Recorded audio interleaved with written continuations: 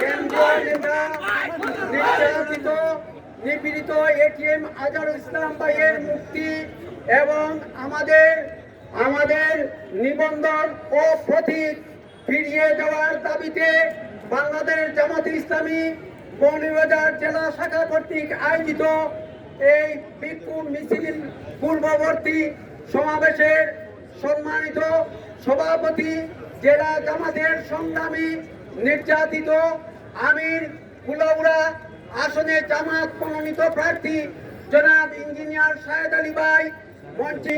আসসালামু আলাইকুম ওয়া রাহমাতুল্লাহি ওয়া বারাকাতুহু। সম্মানিত উপস্থিতি, আপনারা ইতিমধ্যে অবহিত হয়েছেন যে আজকে আমরা এই রাজপথে কি জন্য নেমেছি।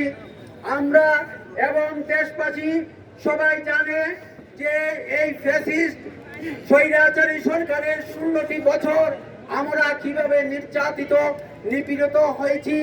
আমাদের 11 জন সেন্ট্রাল লিডারকে অন্যায় মিথ্যা মামলা, মিথ্যা সাক্ষ্য, ফরমাইশি রায়ের মাধ্যমে এই দুনিয়ার থেকে বিদায় করে দেওয়া হয়েছে। আমাদের অসংখ্য ভাই আজকে পঙ্গু জীবনযাপন করছেন। অনেক এই আর্থিকভাবে ব্যবসার দিক দিয়ে বিভিন্ন পর্যায়ে ক্ষতিগ্রস্ত হয়েছেন। এই স্বৈরাচারী এই ফ্যাসিস্ট সরকারের আমলের এই নির্যাতন আমরা মনে দুঃখ আনি না যে তারা তো এই স্বৈরাচারী সরকার, তারা নির্যাতনকারী সরকার। কিন্তু এই জুলাই এবং আগস্ট বিপ্লবের পর যে উদ্দেশ্যে এই বিপ্লব সাধিত হয়েছে যে এ দেশে এই স্বৈরাচারী সরকার এর পতনের পর এদেশের ন্যায় এবং ইনসাফ ভিত্তিক সমাজ কায়েমের পূর্বসূরি হিসাবে যে অন্তর্বর্তীকালীন সরকার তাদের ন্যায় এবং ইনসাফ ভিত্তিক তারা কার্যক্রম চালিয়ে যাবে। আমরা দেখি যে এই জুলাই আগস্ট বিপ্লবের পরে অনেক রাজনৈতিক মামলা প্রত্যাহার হয়েছে, অনেক সাজাপ্রাপ্ত নেতা নেত্রী মুক্তি পেয়েছে।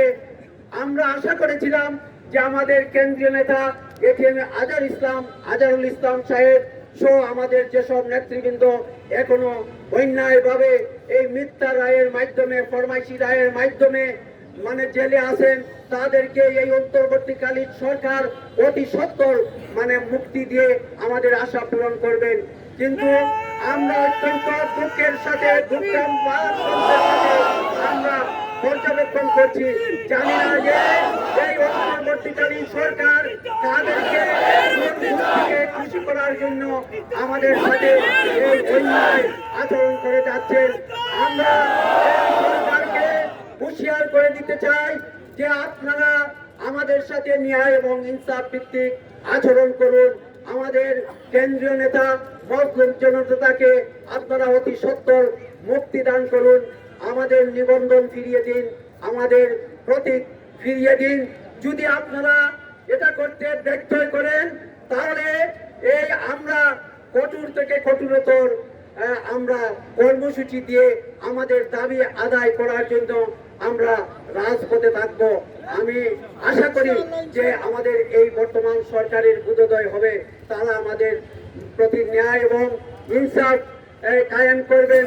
তারা আমাদের এটিএম আজহারুল ইসলাম ভাইকে অতি সত্বর তারা মুক্তি দিবেন এবং আমাদের নিবন্ধন এবং আমাদের প্রতীক ফিরিয়ে দিয়ে ন্যায় এবং ইনসাফ কায়েম করবেন। এই প্রত্যাশা ব্যক্ত করে আমি আমার এই উপস্থিত ভাইদেরকে ধন্যবাদ জানিয়ে, আপনারা অনেক কষ্ট করে বিভিন্ন প্রত্যন্ত এলাকার থেকে এসেছেন, আপনাদেরকে মোবারকবাদ জানিয়ে আমি আমার সংক্ষিপ্ত কথা এখানেই শেষ করছি। আসসালামু আলাইকুম।